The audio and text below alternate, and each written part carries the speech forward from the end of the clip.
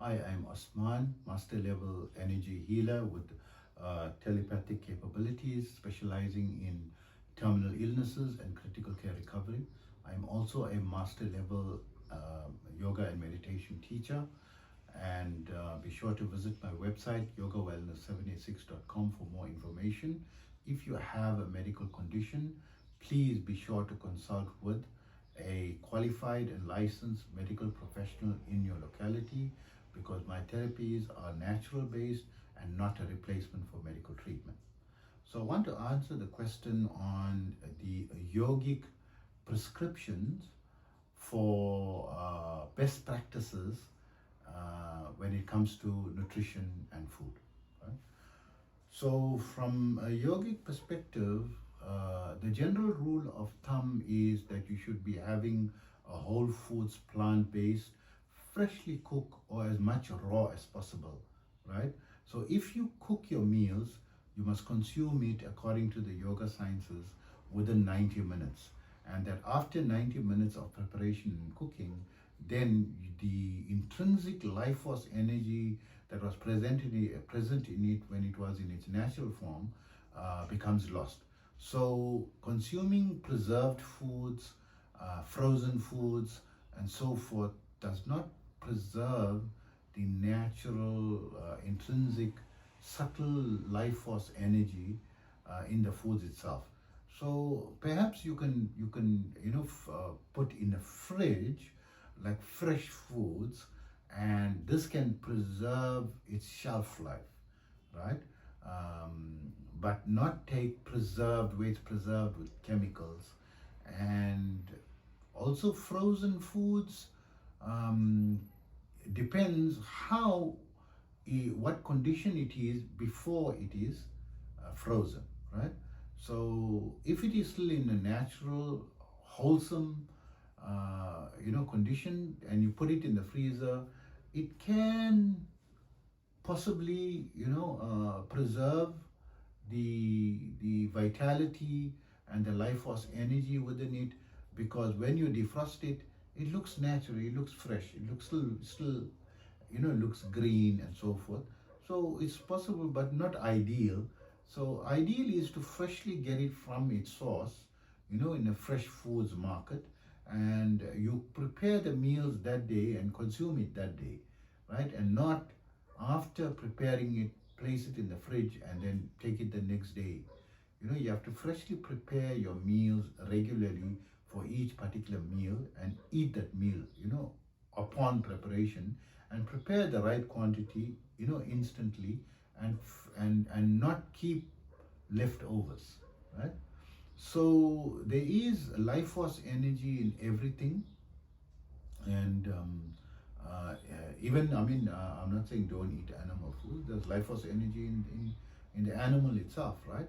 But to have the animal, slaughtered in a dignified and in an acceptable manner, following all the rules and regulations, hygiene regulations, and so forth, and consuming it and cooking it freshly cooked with the fresh meat, and eating it upon preparations almost immediately, and you're gonna gain the life force energy from it almost from an Ayurvedic hypothetical protocol, because the Ayurvedic system does not go very deep in prescribing animal foods, right?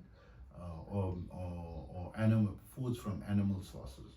They're prescribing food from whole foods, plant-based sources, right? Generally, because the society from which these sciences came from were an agricultural society that was inclined towards, from their culture and their philosophies, it was plant-based food. But if you come from other societies, like from Iceland or Greenland, it's impossible to grow vegetation, right?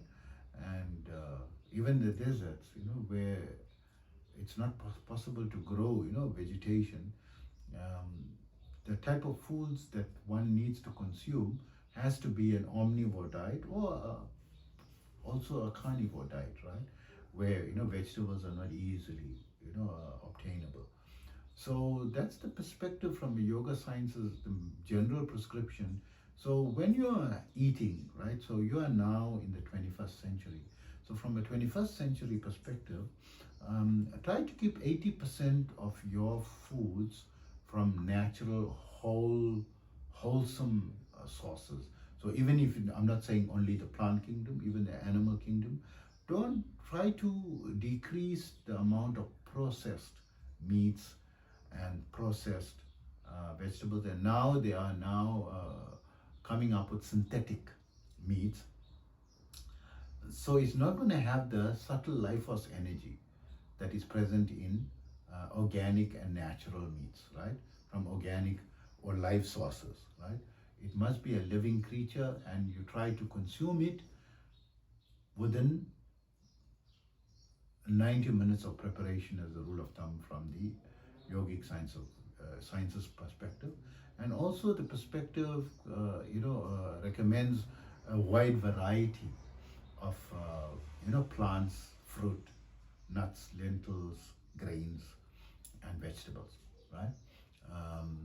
From a modern 21st century perspective, science recommends from the plant kingdom for you to get a minimum of 30 different plant-based wholesome products into your diet on a weekly basis, right? So at the end of the week, because not to stick to just one thing, create some variety.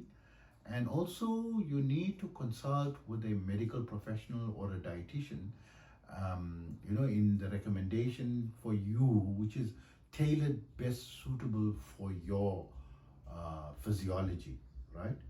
And and also medical conditions.